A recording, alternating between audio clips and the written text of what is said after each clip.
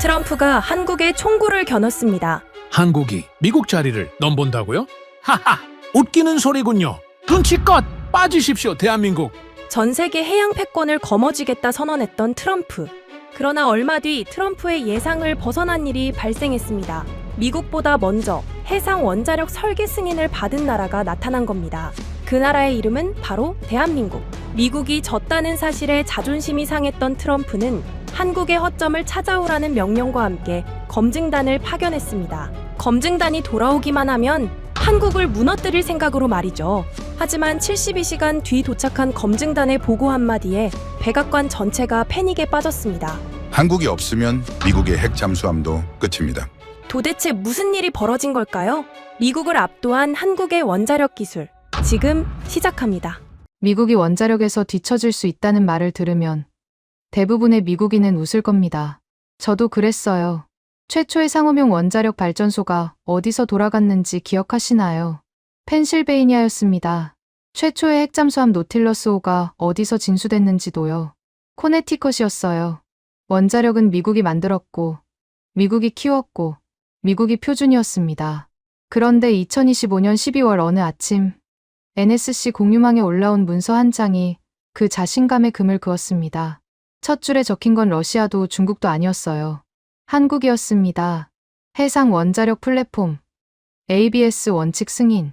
저는 에이든 맥칼리스터, NSC 에너지원자력 안보 수석보좌관입니다. 25년 동안 이 분야에 웬만한 건 다 봐왔다고 자부해왔어요. 그 자부심이 처음으로 흔들린 순간이었죠.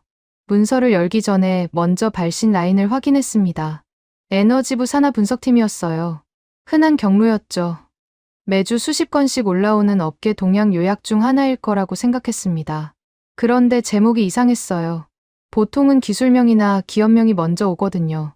이 문서는 달랐습니다. 첫 단어가 국가명이었어요. 한국. 그 배치가 신경을 건드렸습니다. 왜 한국이 이 의제의 첫 줄이냐? 저는 그 질문부터 던졌어요. 문서를 훑어봤습니다.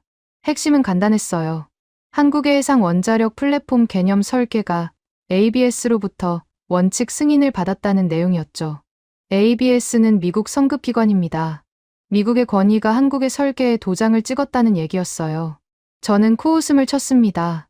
원칙 승인이라는 건 가능성을 인정한다는 수준이거든요. 실제 건조나 운용과는 거리가 멀었죠. 한국이 보도자료 하나 잘 뽑은 거라고 생각했습니다. 미국 기관의 이름을 빌려 자기들 기술력을 과장하는 전형적인 패턴이라고요. 그런데 스크롤을 내리다가 손이 멈췄습니다. 회람 경로가 이상했어요. 에너지 라인만 찍혀 있어야 할 문서에 조선 협업 라인과 해군 연동 표식이 함께 붙어 있었거든요. 이건 단순 기술 동향이 아니라는 뜻이었습니다. 누군가가 이 문서를 안보급 사안으로 분류했다는 신호였어요. 저는 의자 등받이에서 등을 뗐습니다. 자세를 고쳐 앉아야 할 것 같았거든요. 케이트가 사무실로 들어온 건 그때였습니다. 케이트 하딩, NSC 실무보좌관이에요. 저와 7년째 같은 라인에서 일하고 있죠. 보셨어요? 케이트가 물었습니다. 저는 고개를 끄덕였어요. 회람 경로 봤어. 조선이랑 해군까지 들어가 있던데. 누가 올린 거야? 에너지부 분석팀이 초안을 올렸고요. 루비오 장관 라인에서 표식을 추가했어요. 오늘 아침 7시쯤이었습니다. 루비오. 마르코 루비오 국무장관이에요. 지금은 국가안보보좌관 대행까지 겸하고 있죠. 그가 직접 표식을 붙였다는 건 사안의 무게가 생각보다 무겁다는 뜻이었습니다. 저는 화면을 다시 봤어요. 문서 말미에 뭔가가 더 있을 것 같았거든요. 첨부 메모가 있었어. 봤어? 케이트가 고개를 끄덕였습니다. 하나 필리, 하나 오션. 동맹 조선 파트너 검토라는 문구가 붙어 있었어요. 그게 문제인 것 같습니다. 하나 필리, 필라델피아에 있는 조선소예요.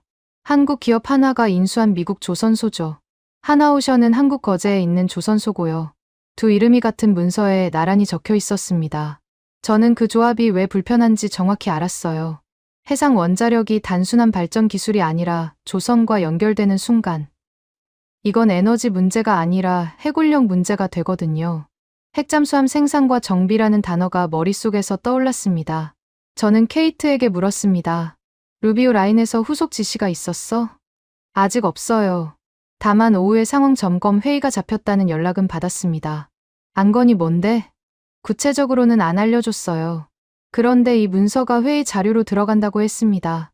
저는 화면을 닫았습니다. 생각을 정리할 시간이 필요했거든요. 한국이 해상 원자력에서 앞서고 있다는 주장, 미국 성급기관이 그 설계를 인정했다는 사실, 그리고 한화라는 이름이 미국 조선소와 한국 조선소를 동시에 연결하고 있다는 구조. 이 세 가지가 한꺼번에 튀어나왔어요. 저는 솔직히 믿고 싶지 않았습니다. 한국이 미국보다 먼저 이 영역의 표준을 쥔다는 건 상상하기 싫은 그림이었거든요. 그래서 저는 다른 방향으로 생각하기로 했습니다. 허점을 찾아야겠다고요. 한국이 과장하고 있을 가능성, ABS 승인이 실제보다 부풀려졌을 가능성, 조선소 연결 구조가 허세일 가능성. 저는 노트북을 열고 새 파일을 만들었습니다. 제목은 간단했어요. 체크리스트. 첫 번째 항목은 권유였습니다.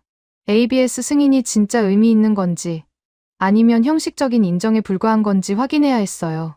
두 번째는 안전 전제였습니다. 해상 원자력이라는 건 바다 위에서 원자로를 돌린다는 뜻이거든요. 사고가 나면 어떻게 대응할 건지, 그 전제가 현실적인지 따져봐야 했죠. 세 번째는 보안이었습니다. 원자력 기술이 오가는 구조에서 정보 유출 리스크는 없는지요. 네 번째는 일정이었어요. 개념 설계가 실제 건조로 이어지려면 얼마나 걸리는지, 그 일정이 현실적인지 봐야 했습니다. 다섯 번째는 생산성이었어요. 하나필리와 하나오션이 정말 이 규모의 프로젝트를 감당할 역량이 있는지요. 5개 항목을 적고 나니 마음이 조금 정리됐습니다. 저는 이 체크리스트로 허점을 찾을 수 있을 거라고 생각했어요. 한국이 과장했다면 어딘가에 균열이 보일 테니까요. 저는 그 균열을 찾아서 백악관을 안심시키면 된다고 판단했습니다. 오후에 연락이 왔습니다. 루비오 라인에서요. 해상 원자력 관련 문서가 안보급 사안으로 공식 분류됐다는 통지였어요. 저는 예상했던 일이라 크게 놀라지 않았습니다. 다만 한 가지가 마음에 걸렸어요. 통지문에 적힌 문구였습니다. 동맹 조선 파트너 검토, 후속 조치 필요. 후속 조치라는 단어가 눈에 밟혔습니다. 뭔가가 움직이고 있다는 뜻이었거든요. 케이트가 다시 들어왔습니다. 맥칼리스터 선임. 오후 회의 안건이 확정됐어요. 뭔데? 한국 해상 원자력 건이요. 현장 검증 필요 여부를 논의한다고 합니다. 현장 검증. 그 단어를 듣는 순간 긴장이 됐습니다. 문서만 보고 판단하는 게 아니라 직접 가서 확인하라는 뜻이거든요. 저는 누가 가게 될지 이미 예감하고 있었어요. 에너지 원자력 라인의 수석 보좌관. 그러니까 저였습니다. 저는 케이트에게 물었습니다. 발표일이 언제였지? ABS 승인. 12월 16일이요. 그러면 엊그제네. 네. 발표 직후에 업계 보도가 쏟아졌고, 그게 에너지부 분석팀을 통해 올라온 겁니다. 저는 고개를 끄덕였습니다. 타이밍이 빨랐어요. 발표가 나자마자 백악관까지 도달했다는 건 누군가가 이 건을 주시하고 있었다는 뜻이거든요. 저는 다시 체크리스트를 봤습니다. 5개 항목이 화면에 떠 있었어요. 저는 그 아래에 한 줄을 더 적었습니다. 결론은 아직 열어두되 한국 과장 가능성을 우선 가설로 설정한다. 저는 그날 밤 사무실을 나서면서 확신하고 있었습니다. 이건 한국이 부풀린 이야기일 거라고요. 미국이 원자력에서 뒤처진다는 건 있을 수 없는 일이었으니까요. 저는 허점을 찾으면 된다고 생각했습니다. 그게 제 일이었고, 저는 그 일을 25년 동안 해왔거든요. 그런데 복도를 걸으면서 한 가지 생각이 떠나지 않았습니다. 왜 루비오가 직접 표식을 붙였을까요? 왜 조선과 해군 라인이 동시에 움직이고 있을까요? 저는 그 질문에 답을 찾지 못한 채 문을 나섰습니다. 답은 곧 오게 될 거라고. 그때는 그렇게만 생각했어요. 백악관 상황실에 들어서는 순간 분위기가 심상치 않다는 걸 알았습니다. 테이블 주변에 앉은 사람들의 표정이 굳어 있었거든요. 저는 지정된 자리로 걸어가면서 누가 와 있는지 확인했습니다. 크리스 라이트 에너지부 장관, 마르코 루비오 국무장관 겸 국가안보보좌관 대행, 그리고 테이블 상석에는 대통령이 앉아 있었어요. 도널드 트럼프. 저는 자리에 앉으면서 생각했습니다. 해상 원자력 문서 하나 때문에 이 자리가 열린 건가? 규모가 예상보다 컸어요. 트럼프가 먼저 입을 열었습니다. 맥칼리스터, 자네가 원자력 라인이지? 예, 대통령님. NSC 에너지 원자력 안보 수석 보좌관입니다. 그 한국 건 봤나? 봤습니다. 그래서 어떻게 생각해? 저는 잠깐 뜸을 들였습니다. 대통령 앞에서 성급한 답을 내놓고 싶지 않았거든요. 하지만 너무 오래 뜸을 들이면 자신감이 없어 보일 수 있었어요. 저는 균형을 잡아야 했습니다. 아직 검증이 필요합니다. ABS 승인이 실제로 어느 수준인지, 한국 측 주장이 과장된 건 아닌지 확인해야 합니다. 트럼프가 고개를 끄덕였습니다. 그런데 그 끄덕임이 동의가 아니라 재촉처럼 느껴졌어요. 검증. 좋아. 그런데 난 한 가지가 궁금해. 한국이 우리보다 먼저라는 게 말이 돼? 저는 대답하려다가 멈췄습니다. 그 질문에는 답이 이미 정해져 있었거든요. 트럼프는 아니오를 듣고 싶어 하는 게 분명했어요. 저는 신중하게 말했습니다. 현재로서는 판단하기 이릅니다. 다만 허점이 있다면 찾아낼 수 있습니다. 트럼프의 표정이 조금 풀렸습니다. 허점이라는 단어가 마음에 든 것 같았어요. 저는 그 순간 내가 어떤 방향으로 끌려가고 있는지 알았습니다. 트럼프는 한국이 틀렸다는 증거를 원하고 있었어요. 저는 그 증거를 찾아오라는 임무를 받게 될 거였습니다. 크리스 라이트가 끼어들었습니다. 에너지부 장관이에요. 저와는 몇 번 회의에서 마주친 적이 있었죠. 대통령님, 이거는 발전소 이야기가 아닙니다. 라이트의 목소리는 차분했지만 무게가 있었어요. 저는 그가 무슨 말을 하려는지 예감했습니다. 해상 원자력이라는 건 바다 위에서 원자로를 돌린다는 뜻입니다. 그건 에너지만의 문제가 아니에요. 조선이 붙고 해군이 붙고 결국 동맹의 기술 표준을 누가 쥐느냐의 문제로 번집니다. 한국이 이 영역에서 먼저 표준을 잡으면 우리는 따라가는 입장이 돼요. 저는 라이트의 말을 들으면서 불편해졌습니다. 그가 틀린 말을 하고 있는 게 아니었거든요. 해상 원자력은 단순한 기술이 아니었어요. 바다 위에서 원자로를 안전하게 운용하려면 조선 역량이 필요하고 그 조선 역량은 핵잠수함 생산과 직결됩니다. 한국이 이 영역에서 앞서면 미국의 해군력 공급망에도 영향이 갈 수 있었어요. 저는 그 연결고리가 싫었지만 부정할 수는 없었습니다. 트럼프가 라이트를 받습니다. 그래서 어쩌자는 거야? 현장 검증이 필요합니다. 문서만 보고는 판단이 안 돼요. 누군가 직접 가서 확인해야 합니다. 트럼프의 시선이 저에게로 돌아왔습니다. 저는 그 시선의 의미를 정확히 알았어요. 가라는 뜻이었습니다. 루비오가 처음으로 입을 열었습니다. 그는 테이블 끝에 앉아 있었는데 지금까지 말없이 듣고만 있었어요. 외교적 파장을 최소화해야 합니다. 한국은 동맹이에요. 검증한다는 명분으로 갔다가 불필요한 오해를 사면 곤란합니다. 저는 루비오의 말에 고개를 끄덕였습니다. 그의 말도 맞았거든요. 한국에 가서 너희 기술 허점 찾으러 왔다고 말할 수는 없었어요. 명분이 필요했습니다. 저는 빠르게 생각했어요. 협력 가능성 검토라는 명목으로 가면 됩니다. 하나필리 조선소가 미국에 있으니까 그쪽부터 들르는 게 자연스럽겠죠. 필라델피아에서 시작해서 한국으로 넘어가면 됩니다. 루비오가 잠깐 생각하더니 고개를 끄덕였습니다. 그 정도면 괜찮겠군요. 다만 결과 보고는 빨리 해야 합니다. 이 건이 오래 끌면 안 됩니다. 트럼프가 손을 탁 쳤습니다. 좋아. 맥칼리스터, 자네가 가. 72시간 안에 1차 결론 내. 72시간. 저는 속으로 계산했습니다. 사흘이었어요. 필라델피아와 한국 거제를 둘 다 돌고 결론까지 내려면 빠듯한 일정이었습니다. 하지만 거절할 수 있는 분위기가 아니었어요. 저는 고개를 끄덕였습니다. 알겠습니다. 회의가 끝났습니다. 저는 상황실을 나오면서 머릿속을 정리했어요. 임무는 분명했습니다. 한국이 과장하고 있다는 증거를 찾아오는 것. 트럼프는 그걸 원했고 저는 그걸 해야 했어요. 문제는 제가 정말로 허점을 찾을 수 있느냐였습니다. 저는 찾을 수 있다고 생각했어요. 25년 동안 이 분야에서 일하면서 과장된 기술 주장이 무너지는 걸 수없이 봐왔거든요. 한국도 다르지 않을 거라고 믿었습니다. 사무실로 돌아오자 케이트가 기다리고 있었습니다. 어떻게 됐어요? 내가 간다. 필라델피아랑 한국. 케이트의 눈이 커졌습니다. 예상은 했지만 막상 확정되니까 놀란 것 같았어요. 일정이 어떻게 돼요? 72시간. 1차 결론까지. 너무 빠른데요. 나도 알아. 그런데 어쩔 수 없어. 동선표 짜줘. 필리 조선소 먼저. 그다음 거제. 케이트가 고개를 끄덕이며 노트북을 열었습니다. 저는 그 사이에 제 체크리스트를 다시 봤어요. 어제 만든 5개 항목이 화면에 떠 있었습니다. 권위, 안전전제, 보안, 일정, 생산성. 저는 이 5가지 중에서 가장 중요한 3가지를 골라야 했어요. 시간이 없었거든요. 모든 걸 다 확인할 수는 없었습니다. 저는 생각했습니다. ABS 승인의 실체, 그러니까 권위가 첫 번째였어요.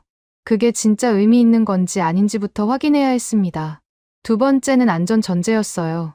해상에서 원자로를 돌린다는 건 육상과 완전히 다른 리스크를 안고 가는 거거든요. 그 리스크를 어떻게 설계에 반영했는지 봐야 했습니다. 세 번째는 조선 생산성이었어요.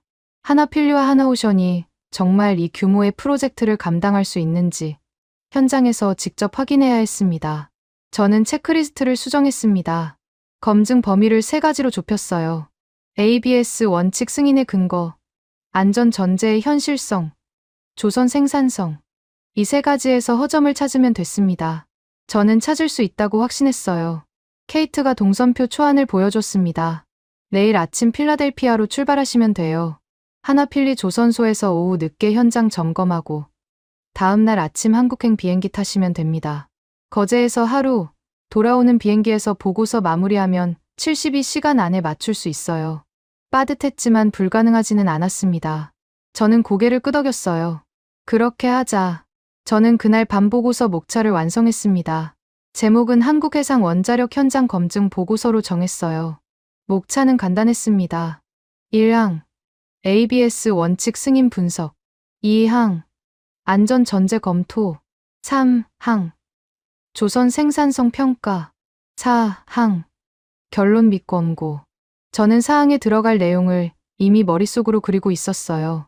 한국의 주장에는 과장이 있으며 미국이 우려할 수준은 아니다. 저는 그 결론을 써서 백악관에 올리면 된다고 생각했습니다. 그런데 잠들기 전에 한 가지 생각이 떠올랐습니다. 라이트가 했던 말이었어요. 이건 발전소 이야기가 아니라 표준 경쟁이라고 했죠. 저는 그 말이 자꾸 머릿속에서 맴돌았습니다. 만약 라이트의 말이 맞다면 허점을 찾는 것만으로는 부족할 수도 있었어요. 한국이 진짜 앞서가고 있다면 미국은 막는 게 아니라 따라잡아야 하는 거니까요. 저는 그 생각을 밀어냈습니다. 아직 확인도 안 한 상태에서 미리 걱정할 필요는 없었거든요. 저는 허점을 찾을 거였고 찾으면 끝이었습니다. 미국이 원자력에서 뒤처진다는 건 있을 수 없는 일이었어요. 저는 그렇게 믿으면서 눈을 감았습니다. 다음 날 아침, 저는 필라델피아로 향하는 차에 올랐습니다. 창밖으로 워싱턴의 거리가 스쳐 지나갔어요. 저는 가방 안에 있는 체크리스트를 생각하면서 마음을 다잡았습니다. 허점을 찾아라. 백악관을 안심시켜라. 그게 제 임무였고 저는 반드시 해낼 거였어요. 그때는 정말 그렇게 믿었습니다. 필라델피아 하나필리 조선소에 도착한 건 오후 3시였습니다. 정문에서부터 보안 절차가 시작됐어요. 저는 NSC 신분증을 제시했고 안내 담당자가 나올 때까지 대기실에서 기다려야 했습니다. 미국 땅에 있는 조선소인데 왜 이렇게 절차가 까다로운지 의아했어요. 저는 그 의아함을 체크리스트 첫 번째 칸에 적었습니다. 보안 과잉인가? 아니면 진짜 지킬 게 있는 건가? 15분쯤 지나서 한 남자가 들어왔습니다. 40대 중반쯤으로 보였어요. 정장이 아니라 작업복 위에 안전조끼를 걸치고 있었죠. 이선우입니다. 하나필리 조선소 보안공정 책임자예요. 맥칼리스터 수석보좌관님 맞으시죠? 악수를 나눴습니다. 이선우의 손은 거칠었어요. 서류만 만지는 사람의 손이 아니었습니다. 저는 그 손을 보면서 생각했어요. 이 사람은 현장에서 직접 뛰는 사람이구나. 안내해 드리겠습니다. 보안 구역이 3단계로 나뉘어 있어서 각 단계마다 별도 인증이 필요합니다. 저는 고개를 끄덕였습니다. 3단계 접근 통제라는 건 체크리스트에 적어뒀던 항목이었어요. 서류상으로는 확인했지만 실제로 어떻게 운영되는지는 직접 봐야 했거든요. 저는 이선우를 따라 첫 번째 보안 구역으로 들어갔습니다. 첫 번째 구역은 일반 작업 구역이었어요. 자재 반입과 초기 가공이 이루어지는 곳이었죠. 저는 주변을 둘러보면서 작업자들의 움직임을 관찰했습니다. 뭔가 이상한 점이 있는지 찾으려고 했어요. 그런데 눈에 띄는 건 오히려 정돈된 분위기였습니다. 자재가 정해진 위치에 쌓여 있었고 작업자들은 각자의 구역에서 벗어나지 않았어요. 미국 조선소치고는 너무 깔끔했습니다. 두 번째 구역으로 넘어가자 분위기가 달라졌습니다. 출입문 앞에서 생체 인증을 거쳐야 했어요. 지문과 홍채를 동시에 확인하는 방식이었죠. 저는 이선우에게 물었습니다. 이 정도 보안이 왜 필요한 거죠? 민간 조선소 아닙니까? 이선우가 잠깐 멈췄습니다. 그리고 저를 똑바로 쳐다보며 말했어요. 민간이지만 군함 수리도 받습니다. 미 해군 정비 계약이 있거든요. 그래서 보안 기준이 군 수준으로 맞춰져 있어요. 저는 그 말에 할 말을 잃었습니다. 미 해군 정비 계약이라고요. 한국 기업이 운영하는 조선소에서 미국 군함을 수리한다는 뜻이었어요. 저는 그 사실을 몰랐습니다. 아니, 알았어도 대수롭지 않게 넘겼을 거예요. 그런데 직접 보안 절차를 통과하면서 느껴지는 무게감은 달랐습니다. 이건 허세가 아니었어요. 세 번째 구역은 핵심 공정이 이루어지는 곳이었습니다. 여기서부터는 외부인 출입이 원칙적으로 금지돼요. 저는 NSC 권한으로 특별 허가를 받은 거였죠. 이선우가 문을 열기 전에 말했습니다. 여기서부터는 모든 동선이 기록됩니다. 어디서 뭘 봤는지, 몇 분 머물렀는지 전부요. 괜찮으시겠어요? 저는 고개를 끄덕였습니다. 불편하지 않다고 하면 거짓말이었어요. 하지만 저도 검증하러 온 사람이었으니까요. 기록되는 게 싫다고 물러날 수는 없었습니다. 세 번째 구역에 들어서자 거대한 도크가 눈에 들어왔습니다. 배 한 척이 들어갈 수 있는 크기였어요.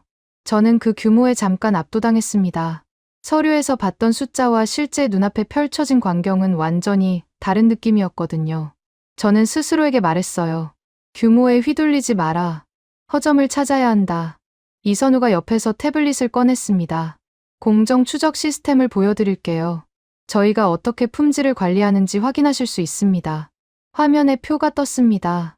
120개의 공정 체크포인트가 나열돼 있었어요. 각 체크포인트마다 담당자 이름, 작업 일시, 검수 결과, 자재 출처가 기록돼 있었습니다. 저는 몇 개를 무작위로 눌러봤어요.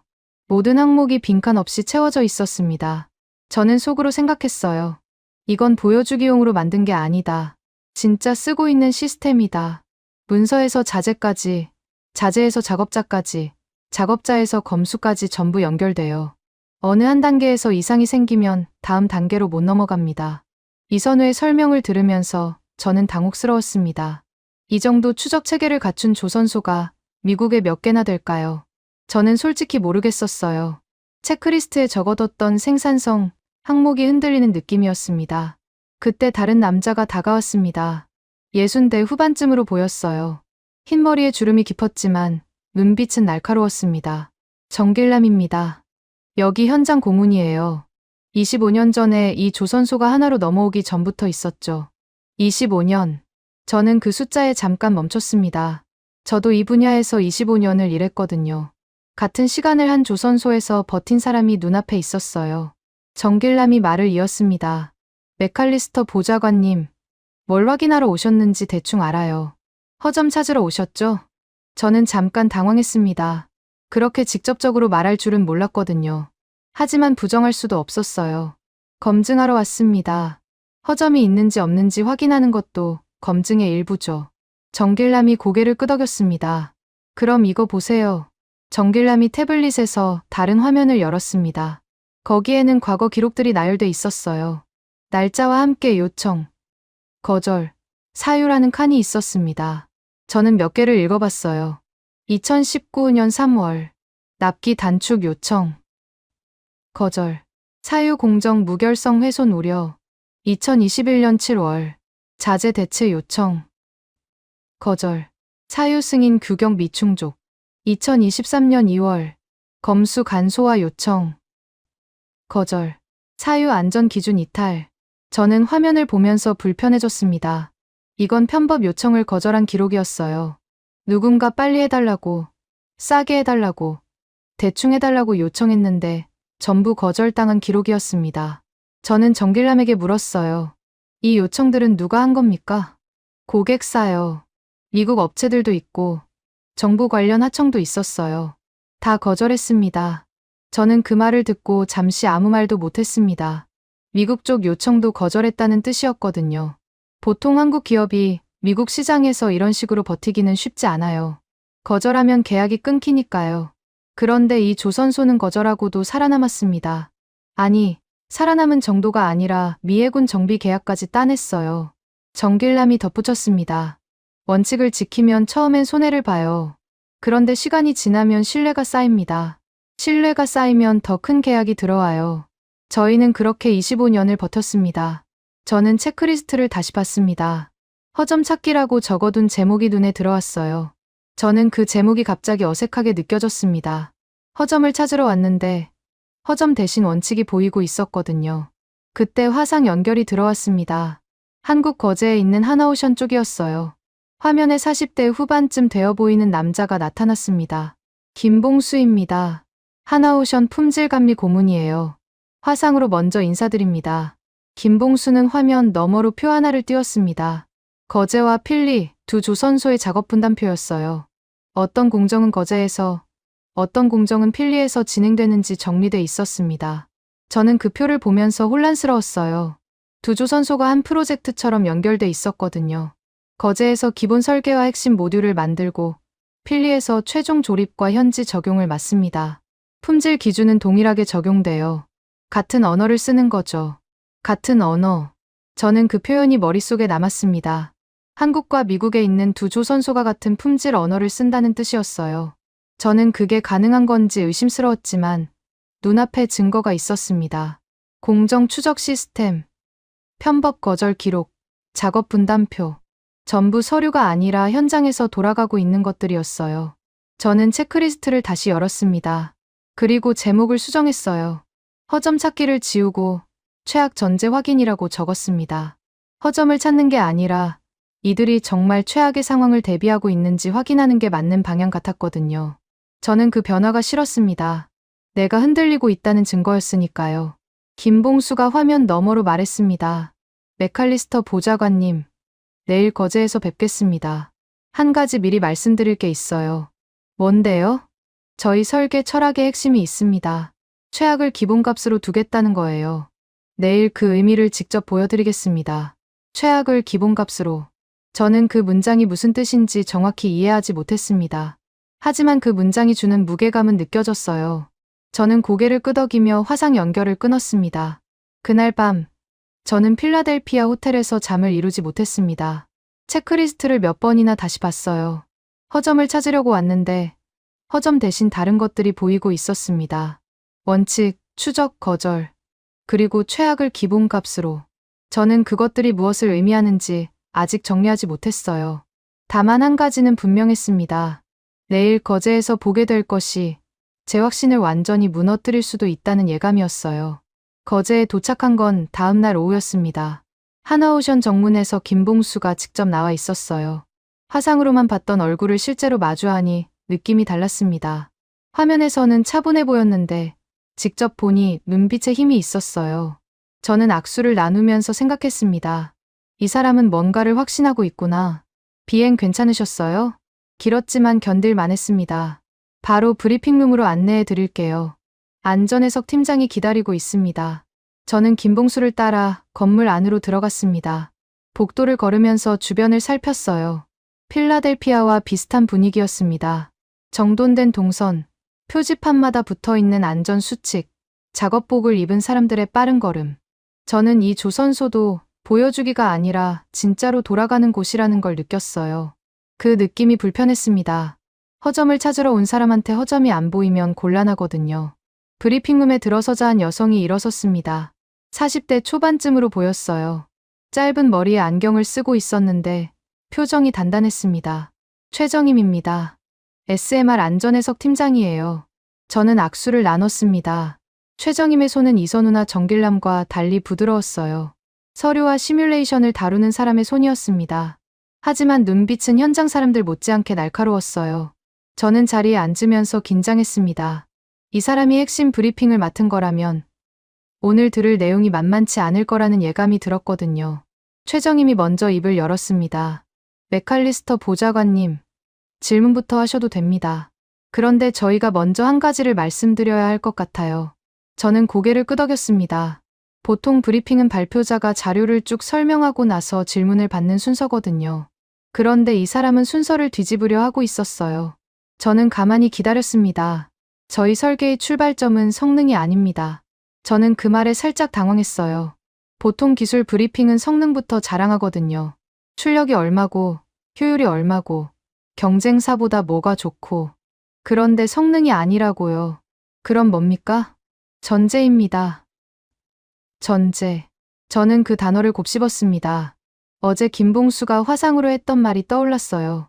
최악을 기본값으로 두겠다고 했죠. 그게 무슨 뜻인지 이제 설명하려는 것 같았습니다. 최정임이 화면을 켰습니다. 거기에는 숫자 하나가 크게 떠 있었어요. 72시간. 이게 저희 설계의 핵심 전제입니다. 사고가 발생해도 72시간 동안은 아무도 접근하지 못한다고 가정해요. 저는 그 문장을 이해하려고 노력했습니다. 72시간 동안 접근 불가. 그러니까 사고가 나면 최소 2시간은 외부에서 손을 쓸 수 없다는 뜻이었어요. 저는 질문했습니다. 왜 2시간입니까? 근거가 있나요? 해상 환경을 고려한 겁니다. 태풍이 불면 헬기가 못 뜹니다. 선박이 접근하려면 시간이 걸려요. 통신이 두절될 수도 있고요. 현실적으로 사고 직후 2시간은 고립 상태라고 봐야 합니다. 저는 그 설명을 들으면서 생각이 복잡해졌습니다. 보통 안전 설계는 사고가 나면 어떻게 대응할 것인가를 중심으로 하거든요. 그런데 이 사람들은 사고가 나면 대응 자체가 불가능하다를 전제로 깔고 시작하고 있었어요. 순서가 완전히 달랐습니다. 그러면 그 2시간 동안은 어떻게 하겠다는 겁니까? 최정임이 고개를 끄덕였습니다.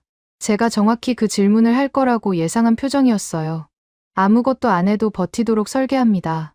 2시간 동안 외부 개입 없이도 원자로가 스스로 안정 상태로 들어가야 해요. 그게 저희 설계의 핵심입니다. 저는 그 말을 듣고 잠시 아무 말도 못했습니다. 스스로 안정 상태로 들어간다고요. 그게 가능한 건가요? 저는 원자력 안보 라인에서 25년을 일했지만 이렇게 극단적인 전제를 기본값으로 둔 설계는 처음 봤어요. 저는 체크리스트를 다시 봤습니다. 안전 전제 검토라고 적어둔 항목이 눈에 들어왔어요.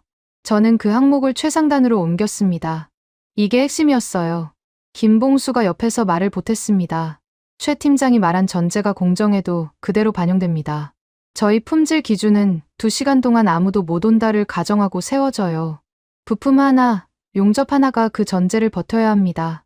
저는 김봉수를 봤습니다. 어제 화상으로 봤을 때는 그냥 품질 관리자인 줄 알았어요.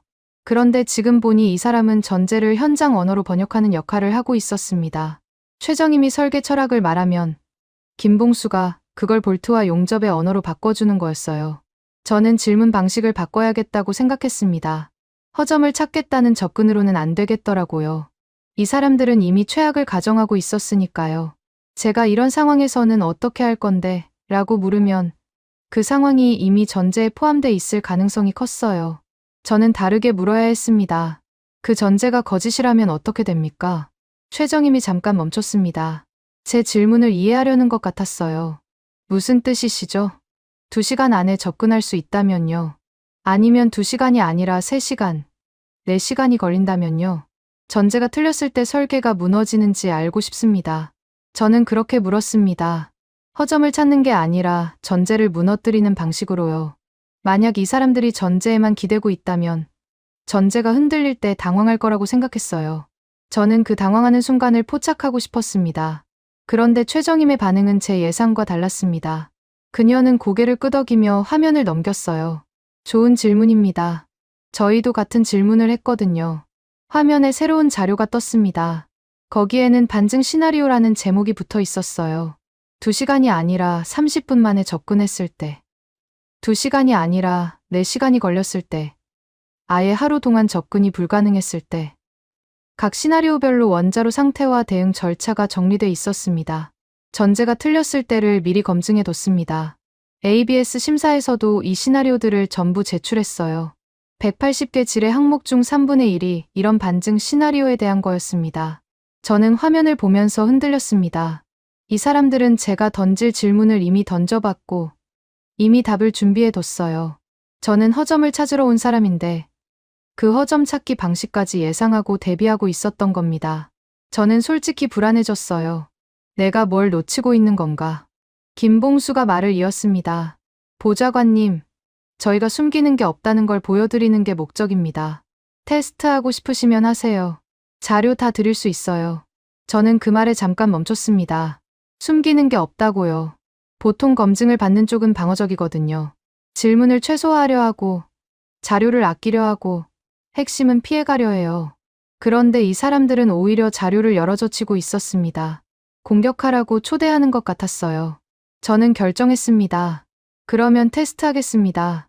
전제가 무너지는 시나리오를 직접 확인하고 싶어요. 자료 주세요. 최정임이 고개를 끄덕였습니다. 그리고 태블릿에서 파일을 전송했어요. 제 노트북에 자료가 들어왔습니다. 반증 시나리오, 검증 프로토콜, ABS 질의응답 기록, 심사 대응표. 분량이 상당했어요. 저는 그 파일들을 보면서 생각했습니다. 이걸 다 검토하려면 시간이 꽤 걸리겠구나. 최정임이 말했습니다. 오늘 안에 주요 시나리오 3개는 직접 설명해 드릴 수 있어요. 나머지는 파일로 확인하시면 됩니다. 추가 질문 있으시면 언제든 연락 주세요. 저는 고개를 끄덕였습니다. 그리고 브리핑룸을 나서면서 뒤를 돌아봤어요. 최정임과 김봉수가 여전히 자리에 서 있었습니다. 그들의 표정에는 자신감이 있었어요. 허세가 아니라 준비된 사람들의 자신감이었습니다. 저는 복도를 걸으면서 체크리스트를 다시 봤습니다. 허점 찾기라고 적어뒀던 제목이 어색해졌어요. 저는 그걸 지우고 새로 적었습니다. 전제 무너뜨리기. 하지만 그것마저도 가능할지 확신이 없었어요. 이 사람들은 이미 스스로 전제를 무너뜨려 봤고 그래도 버티는 설계를 만들어뒀거든요. 저는 그날 밤 호텔에서 받은 자료를 읽었습니다. 읽으면 읽을수록 불안해졌어요. 허점이 보이지 않았거든요. 저는 스스로에게 물었습니다. 내가 찾으려는 허점이 정말 있는 건가? 아니면 내 편견이 허점인 건가? 그 질문에 답을 찾지 못한 채 밤이 깊어갔습니다. 다음 날 아침, 저는 하나오션 기술동에 다시 들어섰습니다. 어젯밤 받은 자료를 밤새 읽었어요. 읽으면서 질문 목록을 만들었습니다.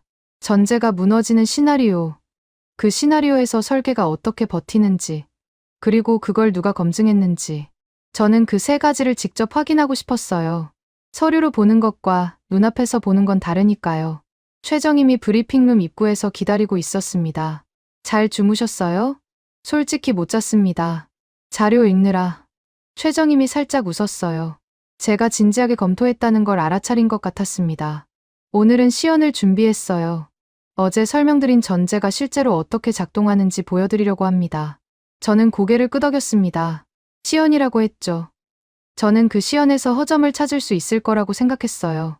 서류는 완벽하게 만들 수 있지만 실제 작동은 다르거든요. 어딘가에서 빈틈이 보일 거라고 기대했습니다. 브리핑룸 안에는 대형 화면이 설치돼 있었고 그 앞에 시뮬레이션 장비가 놓여 있었어요. 김봉수도 와 있었습니다. 그리고 화상 연결로 필라델피아의 이선우와 정길남도 참여하고 있었어요.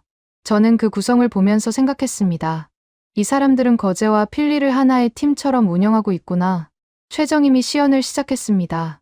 먼저 기본 시나리오부터 보여드릴게요.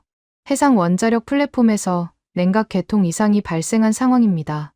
화면에 플랫폼 모형이 떴습니다. 바다 위에 떠 있는 구조물이었어요. 원자로가 중앙에 있고 주변에 냉각 장치와 안전 개통이 배치돼 있었습니다. 최정임이 시뮬레이션을 실행했어요. 냉각 개통에 이상 신호가 뜨고 경보가 울렸습니다. 이 시점에서 외부 지원이 도착할 수 없다고 가정합니다. 태풍 상황이에요. 헬기도 선박도 접근 불가입니다. 저는 화면을 주시했습니다. 경보가 울린 후 30초쯤 지나자 원자로 상태가 바뀌기 시작했어요. 출력이 자동으로 낮아지고 비상냉각 개통이 작동했습니다. 저는 질문했어요. 사람이 개입하지 않았는데 왜 작동합니까? 피동형 안전 개통입니다. 전력이나 인력 없이도 물리 법칙만으로 작동하도록 설계돼 있어요. 중력과 자연 대류를 이용합니다. 저는 그 설명을 들으면서 고개를 끄덕였습니다. 피동형 안전 개통이라는 건 알고 있었어요. 최신 원자로 설계에서 많이 쓰이는 개념이거든요. 하지만 해상 환경에서 적용한 사례는 처음 봤습니다. 바다 위에서는 흔들림이 있고 기울어짐이 있고 육상과는 조건이 완전히 다르거든요. 해상에서 흔들려도 작동합니까? 최정임이 시뮬레이션 설정을 바꿨습니다. 파도에 의한 흔들림이 추가됐어요. 플랫폼이 좌우로 움직였습니다. 저는 냉각 개통 상태를 지켜봤어요. 흔들림에도 불구하고 시스템은 정상 작동하고 있었습니다. 경사 20도까지 테스트했습니다.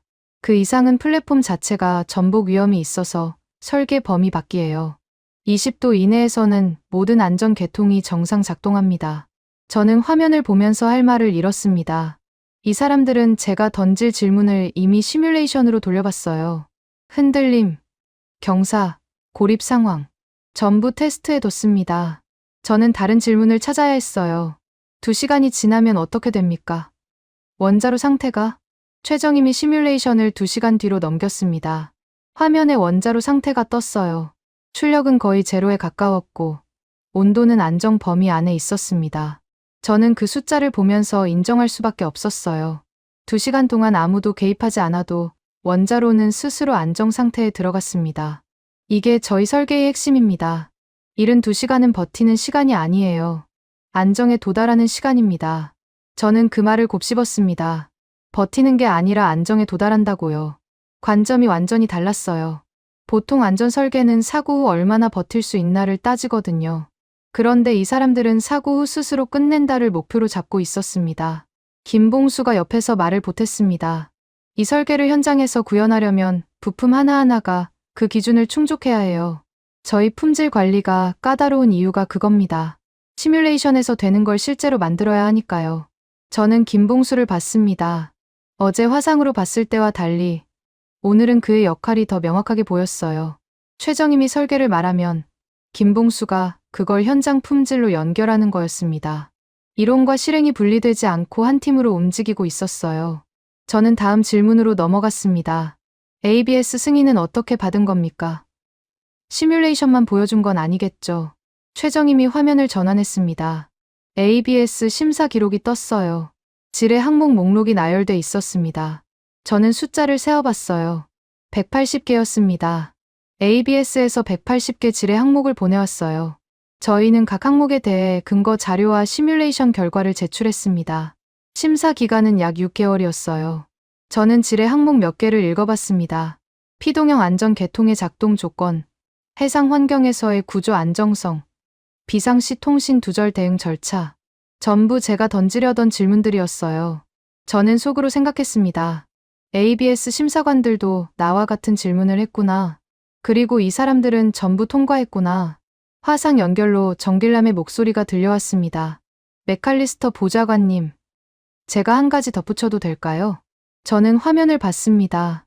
정길남이 필라델피아에서 카메라를 보고 있었어요. 말씀하세요. ABS 승인은 그냥 도장 찍는 게 아닙니다. 저희가 7년 전에 처음 신청했을 때 탈락했어요. 그때 지적받은 항목이 32개였습니다. 저는 그 말에 놀랐습니다. 탈락했다고요. 처음 신청해서 떨어졌다는 뜻이었어요. 그래서 어떻게 했습니까? 32개 항목을 전부 보완했죠. 설계를 고치고 시뮬레이션을 다시 돌리고 현장 테스트를 추가했습니다. 그게 3년 걸렸어요. 2번째 신청에서 또 지적이 나왔습니다. 17개. 그것도 보완했죠. 3번째 신청에서 드디어 통과했습니다. 저는 계산했습니다. 7년 전 첫 신청, 3년 후 2번째, 그리고 3번째. 이 사람들은 거의 7년 동안 ABS 승인 하나를 위해 달렸던 거였어요. 저는 그 시간의 무게를 느꼈습니다. 홍보용으로 도장 하나 받으려는 사람들이 7년을 투자하지는 않거든요. 정길남이 말을 이었습니다. AIP는 칭찬이 아닙니다. 판정이에요. 저희 설계가 원칙적으로 승인 가능하다는 판정.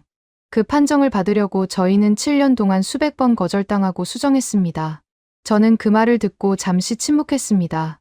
수백 번 거절당하고 수정했다고요. 저는 처음에 이 사람들이 도장 하나 잘 받아서 과장하고 있다고 생각했어요. 그런데 실상은 달랐습니다. 7년 동안의 거절과 수정. 그게 이승인의 실체였어요. 화상 연결로 이선우가 끼어들었습니다. 보좌관님, 한 가지 더 보여드릴 게 있어요. 어제 보신 공정 추적 시스템 기억하시죠? 기억합니다. 그 시스템이 거제하고 연결돼 있어요. 같은 플랫폼을 씁니다. 거제에서 만든 부품이 필리로 오면 추적 기록이 그대로 이어져요. 끊김이 없습니다. 화면에 추적 기록이 떴습니다. 거제에서 제작된 모듈의 기록이 필리 조선소 시스템에 그대로 연결돼 있었어요. 누가 만들었는지, 언제 검수했는지, 어떤 기준을 통과했는지 전부 한 화면에서 볼 수 있었습니다. 저는 그걸 보면서 동요했어요. 두 나라에 있는 두 조선소가 정말로 하나의 시스템처럼 움직이고 있었거든요. 이선우가 덧붙였습니다. 해상 원자력이 현실이 되려면 조선이 받쳐줘야 해요. 설계가 아무리 좋아도 만들 수 없으면 소용없거든요. 저희는 만들 수 있다는 걸 보여드리는 겁니다. 저는 그 말을 듣고 생각에 잠겼습니다. 이 사람들은 기술만 보여주는 게 아니었어요. 시행 가능성을 보여주고 있었습니다. 설계, 검증, 승인, 생산, 그 전체가 연결돼 있다는 걸 증명하고 있었어요. 정길남이 마지막으로 말했습니다. 보좌관님, 저는 이 조선소에서 25년을 버텼습니다. 그 시간 동안 편법 요청을 수없이 거절했어요. 빨리 해달라. 싸게 해달라. 대충 해달라. 전부 거절했습니다. 거절할 때마다 손해를 봤어요. 계약이 끊기기도 했고요. 그런데 지금 저희가 여기 있잖아요. ABS 승인을 받았고, 미해군 정비 계약을 따냈고, 백악관에서 검증하러 사람을 보낼 정도가 됐습니다. 저는 정길남을 봤습니다. 화면 너머로 그의 표정이 보였어요. 자랑하는 표정이 아니었습니다. 그냥 사실을 말하는 사람의 얼굴이었어요. 저는 그 담담함이 오히려 무겁게 느껴졌습니다. 원칙을 지키면 처음엔 손해를 봐요. 그런데 결국엔 신뢰가 쌓입니다. 신뢰가 쌓이면 자격이 생겨요. 저희는 그 자격을 25년 동안 만들어 왔습니다. 시연이 끝났습니다. 저는 브리핑룸을 나서면서 머릿속을 정리했어요. 허점을 찾으러 왔는데 허점이 보이지 않았습니다. 대신 다른 것들이 보였어요. 7년 동안의 거절과 수정, 25년 동안의 원칙, 두 조선소를 연결하는 하나의 시스템. 저는 그것들을 부정할 수 없었습니다. 저는 호텔로 돌아와서 보고서 파일을 열었습니다. 결론 칸이 비어 있었어요. 저는 뭘 써야 할지 알면서도 쓰기가 싫었습니다. 한참을 망설이다가 결국 키보드를 쳤어요. 막을 일이 아니다. 따라잡을 일이다. 저는 그 문장을 쓰고 나서 화면을 한참 바라봤습니다. 이 문장을 백악관에 올리면 트럼프가 뭐라고 할지 뻔했어요. 허점을 찾으라고 했는데 왜 이런 결론을 가져왔냐고 할 거였습니다. 저는 그 질문에 어떻게 답할지 생각해야 했어요. 하지만 결론을 바꿀 수는 없었습니다. 눈으로 본 걸 부정할 수는 없으니까요. 귀국 비행기 안에서 저는 창밖을 보지 않았습니다. 노트북 화면만 쳐다봤어요. 보고서 파일이 열려 있었는데 커서가 제목 위에서 깜빡이고 있었습니다. 원래 제목은 한국해상원자력 현장 검증 보고서였어요. 그런데 그 제목이 맞지 않다는 걸 알았습니다. 저는 검증하러 갔지만 돌아오는 길에 쥐고 있는 건 검증 결과가 아니었거든요. 생각의 전환이었습니다. 저는 제목을 지웠습니다. 그리고 새로 썼어요. 미국 대응 방향 재현. 손가락이 키보드 위에서 잠깐 멈췄습니다. 이 제목을 쓰는 순간 저는 트럼프가 원했던 결론과 완전히 다른 방향으로 가는 거였거든요. 허점을 찾아오라고 했는데 대응 방향을 재현하겠다고요. 그게 어떤 의미인지 저도 알았습니다. 하지만 돌아갈 수 없었어요. 눈으로 본 걸 부정할 수는 없으니까요. 비행기가 태평양 위를 지나는 동안 저는 머릿속을 정리했습니다. 한국에서 본 것들이 하나씩 떠올랐어요. 72시간이라는 전제, 피동형 안전 개통, 7년 동안의 거절과 수정, 25년 동안의 원칙. 그것들이 따로따로가 아니라 하나로 연결돼 있었습니다. 저는 그 연결고리를 찾으려고 애썼어요. 뭐가 이 모든 걸 관통하고 있는 걸까? 그때 하나의 생각이 머릿속을 스쳤습니다. 72시간. 그 전제가 자꾸 떠올랐어요. 사고가 나도 2시간 동안은 아무도 접근하지 못한다는 가정. 저는 그게 단순한 안전 문구가 아니라는 걸 깨달았습니다. 그건 운용 철학이었어요. 최악의 상황에서도 스스로 버틸 수 있어야 한다는 철학. 저는 그 철학이 어디서 왔는지 생각해봤습니다. 해상 환경이라고 했죠. 태풍, 고립, 통신 두절. 그런데 그 조건들이 뭔가 익숙했어요. 저는 잠깐 생각하다가 깨달았습니다. 잠수함이었어요. 잠수함도 마찬가지거든요.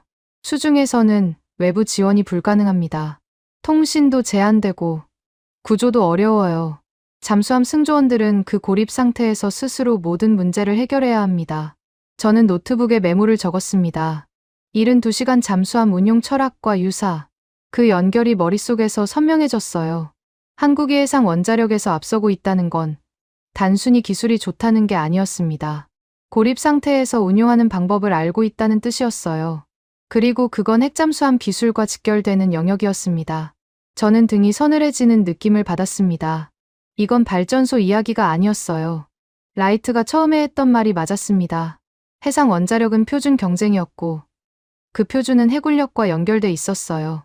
한국이 이 표준을 먼저 주면 미국은 따라가는 입장이 되는 거였습니다.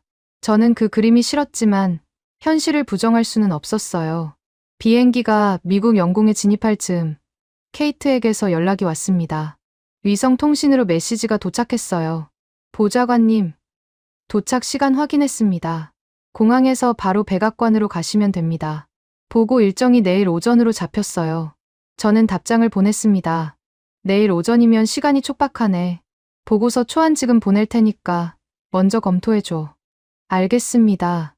그런데 한 가지 미리 말씀드릴 게 있어요. 뭔데? 내부 반발이 예상됩니다. 루비오 장관 라인에서 벌써 움직임이 있어요. 저는 그 메시지를 보고 한숨을 쉬었습니다. 예상했던 일이었어요. 제가 허점을 찾지 못했다는 소문이 벌써 돈 것 같았습니다.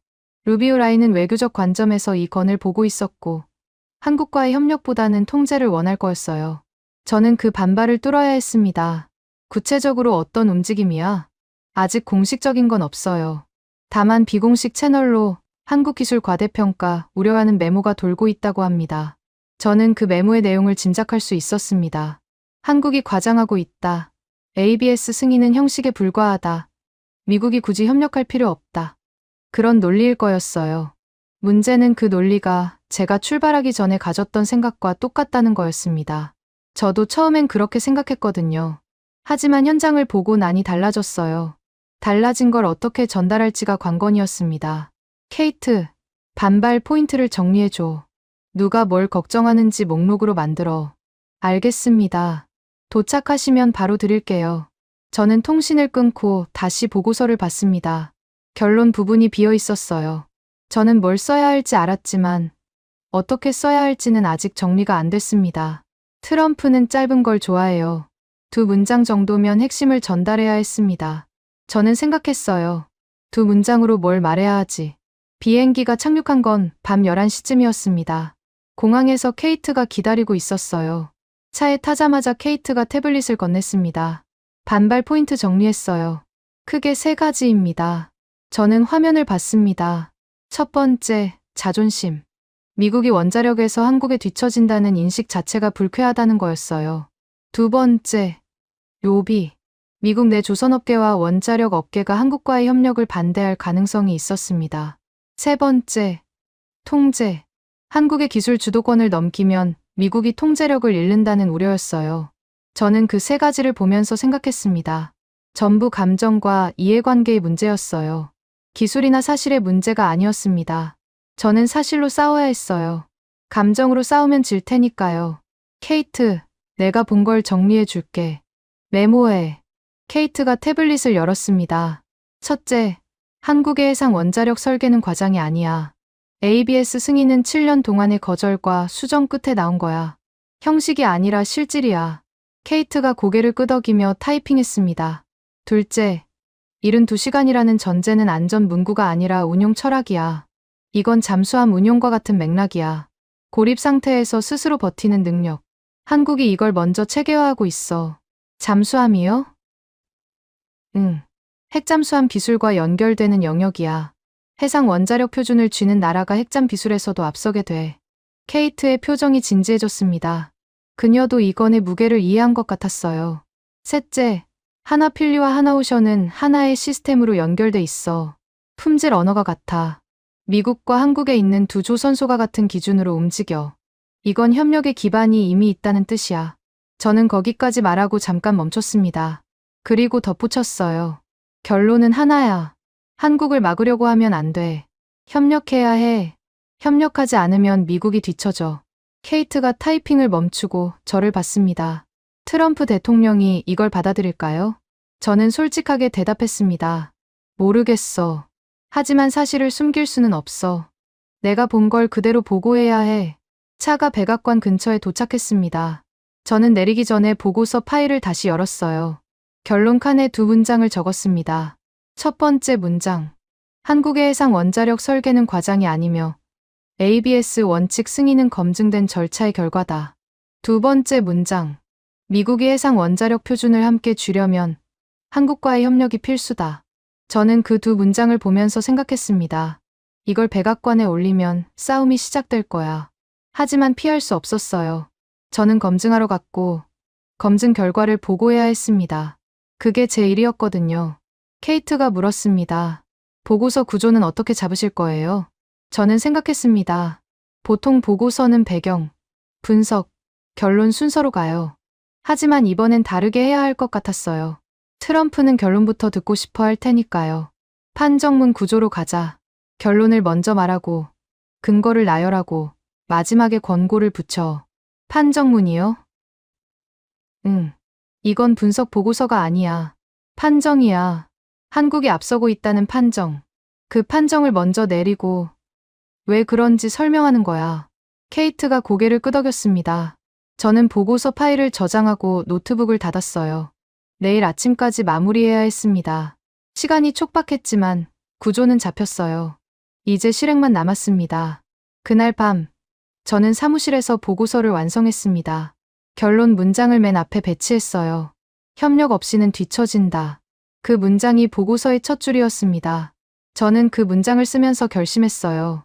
내일 백악관에서 무슨 일이 일어나든 저는 사실을 말할 거라고. 허점을 찾으라고 했지만 허점이 없었다고. 대신 배울 게 있었다고. 그게 제가 본 현실이었습니다.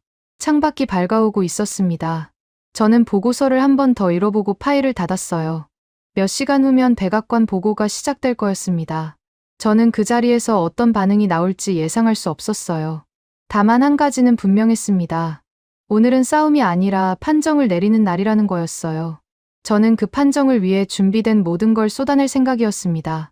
백악관 상황실에 다시 들어서는 순간 공기가 달랐습니다. 사흘 전에 떠날 때와는 분위기가 완전히 바뀌어 있었어요.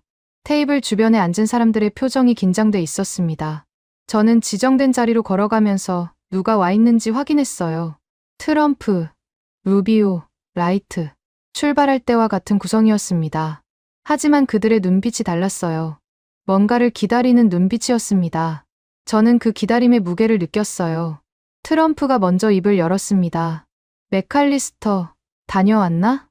예, 대통령님. 그래서 어때? 허점 찾았어? 저는 잠깐 숨을 멈췄습니다. 이 질문에 어떻게 대답하느냐가 모든 걸 결정할 거였어요. 저는 사흘 동안 본 것들을 떠올렸습니다. 필라델피아의 공정 추적 시스템, 정길남의 25년, 최정임의 72시간 전제, ABS 심사의 7년.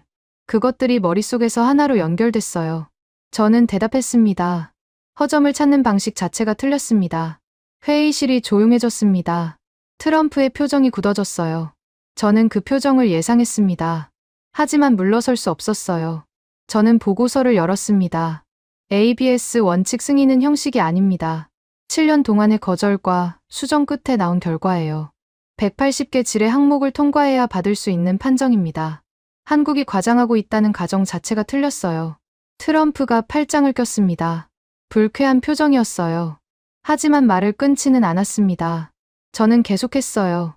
한국 측 설계의 핵심은 72시간이라는 전제입니다. 사고가 발생해도 2시간 동안은 외부 지원이 불가능하다고 가정하고 그 시간 동안 원자로가 스스로 안정 상태에 들어가도록 설계돼 있어요. 이건 안전 문구가 아닙니다. 운용 철학입니다. 루비오가 끼어들었습니다. 운용 철학이라니. 그게 무슨 뜻이야? 저는 루비오를 봤습니다. 그는 외교관 출신이에요. 기술보다는 관계와 통제를 중시하는 사람이죠. 저는 그가 이해할 수 있는 언어로 설명해야 했습니다. 잠수함을 생각해보세요. 잠수함은 수중에서 고립됩니다. 외부 지원이 불가능해요. 통신도 제한되고 구조도 어렵습니다. 그래서 잠수함은 모든 문제를 스스로 해결할 수 있도록 설계돼요. 한국의 해상 원자력 설계가 바로 그 철학을 따르고 있습니다. 고립 상태에서 스스로 버티는 능력. 이건 핵잠수함 기술과 직결되는 영역이에요. 루비오의 표정이 변했습니다. 핵잠수함이라는 단어가 나오자 분위기가 달라졌어요. 저는 그 변화를 느꼈습니다. 이제 이 회의는 발전소 이야기가 아니라 해군력 이야기로 넘어가고 있었어요. 라이트가 손을 들었습니다. 제가 보충해도 될까요? 트럼프가 고개를 끄덕였습니다. 라이트가 일어섰어요. 맥칼리스터 보좌관이 말한 대로입니다. 이건 표준 경쟁이에요. 해상 원자력 기술을 누가 먼저 체계화하느냐가 앞으로 20년의 해군력 판도를 결정합니다. 한국이 이 표준을 먼저 쥐면 우리는 따라가는 입장이 돼요. 핵잠수함 생산과 정비에서도 마찬가지입니다. 트럼프가 라이트를 받습니다. 그래서 어쩌자는 거야? 한국을 막자는 거야? 협력하자는 거야? 라이트가 잠깐 멈췄습니다. 그리고 저를 봤어요. 저는 고개를 끄덕였습니다. 이건 제가 대답해야 할 질문이었어요. 막을 수 없습니다. 저는 단호하게 말했습니다. 회의실이 다시 조용해졌어요. 트럼프의 눈썹이 올라갔습니다. 저는 계속했어요. 한국은 이미 앞서 있어요. ABS 승인을 받았고, 설계 철학이 검증됐고, 실행할 조선 역량도 갖추고 있습니다. 하나필리와 하나오션이 하나의 시스템으로 연결돼 있어요. 미국 땅에 있는 조선소와 한국 땅에 있는 조선소가 같은 품질 언어를 쓰고 있습니다. 이건 막을 수 있는 상황이 아니에요. 트럼프가 테이블을 손으로 톡톡 쳤습니다. 생각하는 표정이었어요. 저는 그 순간을 놓치지 않았습니다. 대신 함께 줄 수 있습니다. 트럼프가 저를 봤습니다. 무슨 뜻이야? 한국과 협력하면 미국도 이 표준의 공동 주체가 될 수 있어요. 하나필리가 미국에 있잖아요. 거기가 협력의 거점이 됩니다. 한국의 설계 역량과 미국의 시장, 한국의 조선 품질과 미국의 해군 수요. 이걸 연결하면 양쪽 다 이기는 구조가 만들어져요. 저는 거기까지 말하고 잠깐 멈췄습니다. 핵심을 말해야 할 때였어요. 저는 숨을 한 번 쉬고 말을 이었습니다. 그리고 핵잠수함 문제가 있습니다. 트럼프의 눈이 날카로워졌습니다. 핵잠수함. 그 단어가 나오자 회의실 분위기가 완전히 바뀌었어요. 루비오도, 라이트도 자세를 고쳐 앉았습니다. 미국 핵잠수함 생산과 정비에 공백이 있다는 건 아시죠? 조선소 역량이 수요를 따라가지 못하고 있어요. 그 공백을 메우려면 동맹의 조선력이 필요합니다. 하나필리가 그 역할을 할 수 있어요. 이미 미해군 정비 계약을 따낸 조선소입니다. 보안 기준도 군 수준으로 맞춰져 있고요. 저는 말을 멈추고 트럼프를 봤습니다. 그의 표정이 변하고 있었어요. 불쾌함에서 계산으로. 저는 그 변화를 읽었습니다. 트럼프는 사업가예요. 손익 계산이 빠른 사람이죠. 저는 그 계산을 도왔습니다. 해상 원자력 표준을 한국과 함께 쥐지 못하면 핵잠수함 생산 공백이 더 커집니다. 한국 기술을 막으려다가 미국 해군력이 약해지는 거예요. 그게 계산에 맞나요? 트럼프가 잠시 침묵했습니다. 저는 그 침묵이 생각의 시간이라는 걸 알았어요. 강하게 밀어붙이면 안 되는 순간이었습니다. 저는 기다렸어요. 루비오가 입을 열었습니다. 외교적으로 민감한 부분이 있어요. 한국의 핵잠수함 비수를 열어주는 건 다른 동맹국들에게 신호를 보내는 거예요. 일본이나 호주가 뭐라고 할지 모릅니다. 저는 루비오의 우려를 이해했습니다. 하지만 반박해야 했어요. 비공개로 추진하면 됩니다. 공식 발표 없이 실무 협력부터 시작하는 거예요. 하나필리를 통한 조선 협력, 거제와의 기술 연계. 이건 민간 기업 간 협력처럼 보일 수 있어요. 외교적 파장을 최소화하면서 실리를 챙기는 방법입니다. 루비오가 잠깐 생각하더니 고개를 끄덕였습니다. 완전히 동의한 건 아니었지만 반대하지는 않겠다는 신호였어요. 저는 그 신호를 읽었습니다. 트럼프가 마침내 입을 열었습니다. 그래, 맥칼리스터. 자네 말은 알겠어. 그런데 한 가지 물어보자. 한국을 믿을 수 있나? 저는 그 질문에 바로 대답하지 않았습니다. 잠깐 생각했어요. 믿을 수 있냐고요. 저는 사흘 동안 본 것들을 떠올렸습니다. 정길남이 25년 동안 편법을 거절한 기록, 최정임이 7년 동안 ABS 심사를 통과하기 위해 수백 번 수정한 과정, 이선우가 운영하는 공정 추적 시스템, 그것들이 신뢰의 근거였어요. 믿을 수 있습니다. 저는 단호하게 말했습니다. 한국은 말로 신뢰를 요구하지 않았어요. 절차로 증명했습니다. 7년 동안 거절당하면서도 포기하지 않고 수정했어요. 25년 동안 원칙을 지키면서 실적을 쌓았고요. 저는 그 과정을 직접 봤습니다. 서류가 아니라 현장에서요. 그래서 믿을 수 있다고 말하는 겁니다. 트럼프가 저를 한참 쳐다봤습니다. 저는 그 시선을 피하지 않았어요. 저는 사실을 말하고 있었고, 사실에는 힘이 있었습니다. 트럼프가 라이트를 봤습니다. 라이트, 자네 생각은? 라이트가 대답했습니다. 맥칼리스터 보좌관 의견에 동의합니다. 막는 건 불가능해요. 협력이 유일한 선택입니다. 다만 협력의 조건을 우리가 설정해야 합니다. 주도권을 넘기는 게 아니라 공유하는 구조로 가야 해요. 트럼프가 루비오를 봤습니다. 루비오? 루비오가 잠깐 망설이더니 대답했습니다. 외교 리스크는 관리할 수 있습니다. 비공개 추진으로 시작하고 성과가 나오면 그때 공식화하면 돼요. 다만 한 가지 조건이 있어요. 이거는 철저하게 통제된 채널로만 진행해야 합니다. 정보 유출이 있으면 안 됩니다. 트럼프가 고개를 끄덕였습니다. 저는 그 끄덕임의 의미를 읽었어요. 결정이 내려지고 있었습니다. 트럼프가 저를 봤습니다. 맥칼리스터, 후속 실행안은 있나? 저는 준비해둔 자료를 열었습니다. 있습니다. 투트랙 구조로 가면 됩니다. 첫 번째 트랙은 하나필리 조선소를 중심으로 한 미국 내 협력이에요. 핵잠수함 정비와 건조 지원 역할을 맡기는 겁니다. 두 번째 트랙은 거제의 하나오션과의 기술 연계예요. 해상 원자력 설계와 조선 품질 기준을 공유하는 거죠. 이 두 트랙이 같은 시스템으로 연결돼 있으니까 일관성 있게 진행할 수 있습니다. 트럼프가 테이블을 두드렸습니다. 결정의 신호였어요. 좋아. 그렇게 가자. 한국 핵잠 협력 프레임 승인한다. 하나필리를 미국 핵잠 건조 축의 핵심 파트너로 설정해. 거제 라인도 연결하고. 저는 그 말을 듣고 잠시 숨을 멈췄습니다. 승인이 났어요. 저는 허점을 찾으러 갔다가 협력을 끌어낸 거였습니다. 트럼프의 결정이 내려지는 순간 저는 이상한 감정을 느꼈어요. 안도도 있었고 자부심도 있었고 동시에 묘한 충격도 있었습니다. 내가 정말 이걸 해낸 건가? 케이트가 후속 조치 로드맵을 정리하기 시작했습니다. 저는 그녀가 타이핑하는 소리를 들으면서 생각했어요. 이건 시작일 뿐이다. 실행은 이제부터다. 하지만 방향은 정해뒀습니다. 막는 게 아니라 함께 쥐는 방향으로. 회의가 끝나고 상황실을 나서려는데 트럼프가 저를 불렀습니다. 맥칼리스터. 저는 돌아봤습니다. 처음엔 자네가 빈손으로 올 줄 알았어. 허점을 못 찾으면 실패라고 생각했거든. 저는 아무 말도 하지 않았습니다. 트럼프가 말을 이었어요. 그런데 자네가 가져온 건 허점이 아니라 그림이더군. 더 큰 그림. 그게 마음에 들어. 저는 고개를 숙였습니다. 감사합니다. 대통령님. 저는 상황실 문을 나서면서 마지막 생각을 정리했습니다. 한국을 존중하지 않으면 뒤처진다.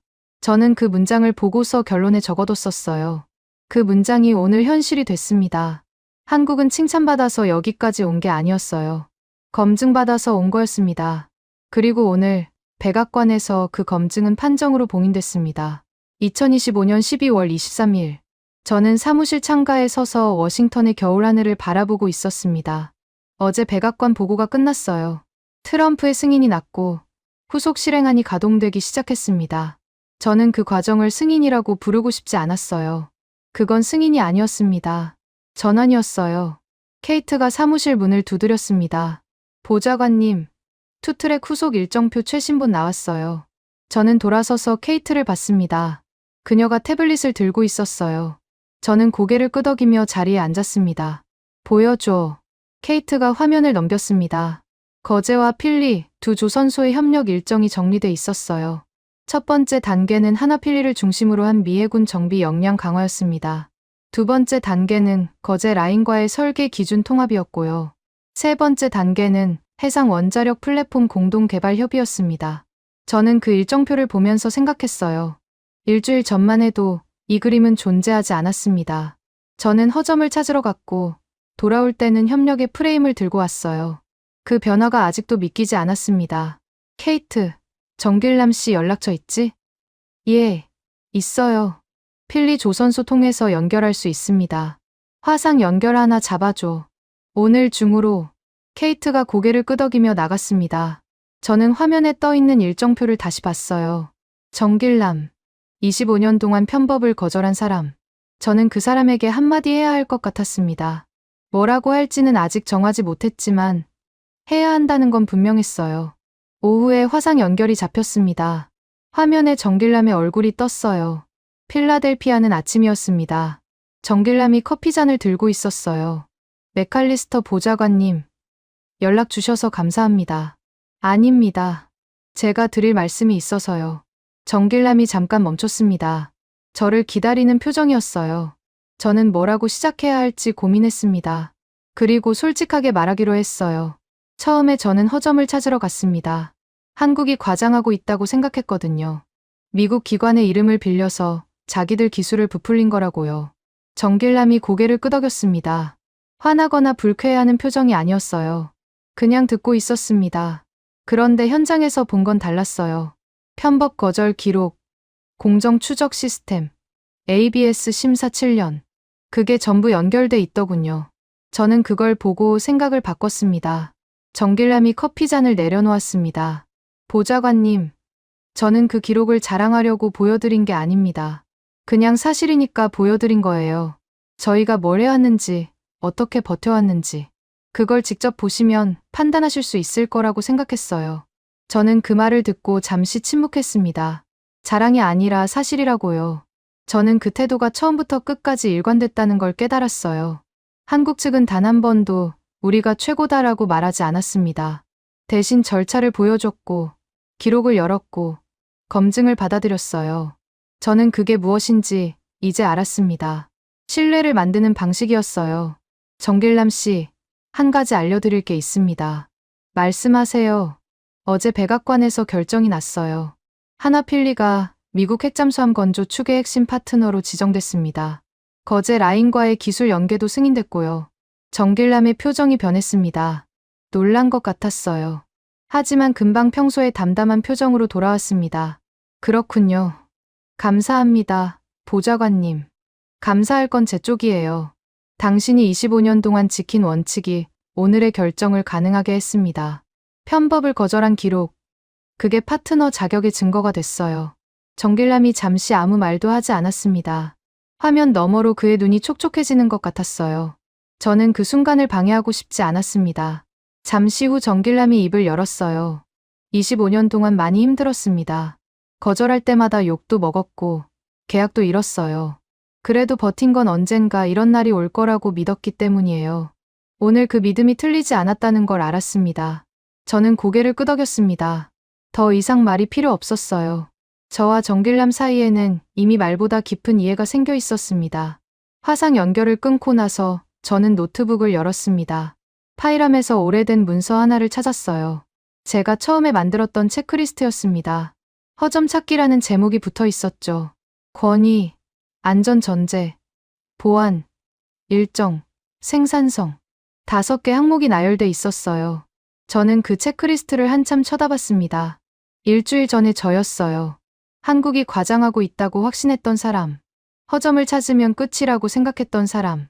저는 그때의 저를 부정하고 싶지 않았습니다. 그게 출발점이었으니까요. 하지만 그 출발점에 머물 수는 없었어요. 저는 현장을 봤고, 생각이 바뀌었고, 결론을 다시 썼습니다. 그게 성장이라면 성장이었어요. 저는 체크리스트 파일을 삭제했습니다. 그리고 새 파일을 만들었어요. 제목은 표준 체크리스트로 정했습니다. 항목도 새로 썼어요. 첫 번째, 전제가 명확한가? 최악의 상황을 기본값으로 두고 있는가? 두 번째, 검증이 투명한가? 거절과 수정의 기록이 있는가? 세 번째, 실행이 연결돼 있는가? 설계와 생산이 같은 언어를 쓰는가? 네 번째, 원칙이 일관됐는가? 시간이 지나도 기준이 흔들리지 않았는가? 저는 그 4가지 항목을 쓰고 나서 생각했습니다. 이건 한국에서 배운 거였어요. 기술이 아니라 방식, 성능이 아니라 철학. 저는 그걸 체크리스트로 정리했습니다. 앞으로 다른 검증 임무가 생기면 이 기준으로 판단할 생각이었어요. 케이트가 다시 들어왔습니다. 보좌관님, 정길남 씨 관련해서 한 가지 보고 드릴 게 있어요. 뭔데? 어제 루비오 장관 라인에서 요청이 왔어요. 하나필리 조선소의 품질 관리 기록을 공식 파일로 편입해 달라고요. 파트너 자격 심사 근거 자료로 쓰겠다고 합니다. 저는 그 말을 듣고 고개를 끄덕였습니다. 정길남의 편법 거절 기록이 공식 문서가 되는 거였어요. 25년 동안 쌓은 원칙이 미국 정부 파일에 들어가는 거였습니다. 저는 그게 마땅하다고 생각했어요. 좋아. 진행해. 케이트가 나가고 나서 저는 다시 창가로 걸어갔습니다. 워싱턴의 하늘은 여전히 흐렸어요. 하지만 저는 그 흐린 하늘이 싫지 않았습니다. 오히려 차분하게 느껴졌어요. 폭풍이 지나간 후의 고요함 같았습니다. 저는 지난 일주일을 되짚어 봤습니다. NSC 공유망에 올라온 문서 한 장에서 시작된 일이었어요. 한국이 먼저라고요. 저는 그 문장을 보고 코웃음을 쳤습니다. 미국이 원자력에서 뒤처진다는 건 있을 수 없는 일이라고 생각했거든요. 그래서 허점을 찾으러 갔어요. 한국이 과장하고 있다는 증거를 찾으면 끝이라고 믿었습니다. 그런데 현장에서 본 건 달랐어요. 필라델피아에서 본 공정 추적 시스템, 정길남의 편법 거절 기록, 거제에서 본 72시간 전제, 최정임의 반증, 시나리오, ABS 심사 7년의 무게, 그것들이 서로 연결돼 있었습니다. 저는 허점을 찾으려고 했지만 허점 대신 체계가 보였어요. 과장이 아니라 절차였고 허세가 아니라 원칙이었습니다. 저는 그 순간 깨달았어요. 제가 찾으려던 허점은 한국에 있는 게 아니었습니다. 제 안에 있었어요. 미국이 최고라는 편견, 한국은 따라오는 나라라는 고정관념. 그게 저의 허점이었습니다. 저는 현장을 보면서 그 허점을 마주했고 인정할 수밖에 없었어요. 노트북 화면에 새 파일이 열려 있었습니다. 저는 거기에 마지막 문장을 적었어요. 기술을 이긴 건 기술이 아니었다. 신뢰를 만드는 방식이었다. 그리고 그 방식의 이름은 한국이었다. 저는 그 문장을 쓰고 나서 화면을 한참 바라봤습니다. 이게 이번 사건의 결론이었어요. 한국은 스스로 최고라고 말하지 않았습니다. 대신 절차를 보여줬고, 기록을 열었고, 검증을 통과했어요. 저는 그걸 보고 생각을 바꿨고, 백악관을 설득했고, 협력의 방향을 끌어냈습니다. 모든 게 연결돼 있었어요. 케이트가 마지막으로 들어왔습니다. 보좌관님, 오늘 일정 끝났어요. 내일 아침에 후속 회의가 있긴 한데, 오늘은 쉬셔도 될 것 같습니다. 저는 고개를 끄덕였습니다. 케이트, 고마워. 일주일 동안 고생 많았어. 케이트가 살짝 웃었습니다. 저야말로요. 보좌관님이 결론을 바꿨을 때 솔직히 놀랐어요. 트럼프 대통령이 뭐라고 할지 걱정됐거든요. 나도 걱정됐어. 하지만 사실을 숨길 수는 없었어. 케이트가 고개를 끄덕였습니다. 그래서 된 것 같아요. 사실을 말했으니까요. 케이트가 나가고 나서 저는 노트북을 닫았습니다. 창밖은 이미 어두워지고 있었어요. 워싱턴의 겨울에는 짧았습니다. 저는 코트를 걸치고 사무실을 나섰어요. 복도를 걸으면서 저는 생각했습니다. 내일부터 새로운 일이 시작될 거였어요. 투트랙 협력의 실행, 하나필리와의 조율, 거제 라인과의 기술 연계. 할 일이 많았습니다. 하지만 방향은 정해졌어요. 막는 게 아니라 함께 쥐는 방향으로. 경쟁이 아니라 협력으로. 저는 백악관 밖으로 나서면서 하늘을 올려다봤습니다. 구름 사이로 별이 몇 개 보였어요. 저는 그 별들을 보면서 마지막 생각을 정리했습니다. 한국은 저에게 한 가지를 가르쳐 줬어요. 신뢰는 말로 요구하는 게 아니라 절차로 증명하는 거라고. 저는 그 교훈을 잊지 않을 생각입니다. 앞으로 어떤 검증 임무가 오든, 어떤 판단을 내려야 하든, 저는 이 기준을 적용할 거예요. 전제가 명확한가, 검증이 투명한가, 실행이 연결돼 있는가, 원칙이 일관됐는가, 그리고 그 기준을 처음 보여준 나라의 이름을 저는 기록장에 분명히 남겨뒀습니다. 한국. 그게 이번 사건의 마지막 단어였습니다. 저는 그 단어를 가슴에 품고 집으로 향했어요. 일주일 전과는 다른 사람으로. 대한민국이 잘하고 있다고 생각하신다면, 한국 최고, 대한민국이 아직 멀었다고 생각하신다면, 한국 힘내라. 여러분의 생각을 댓글로 남겨주세요. 지금까지 감동을 더하다였습니다.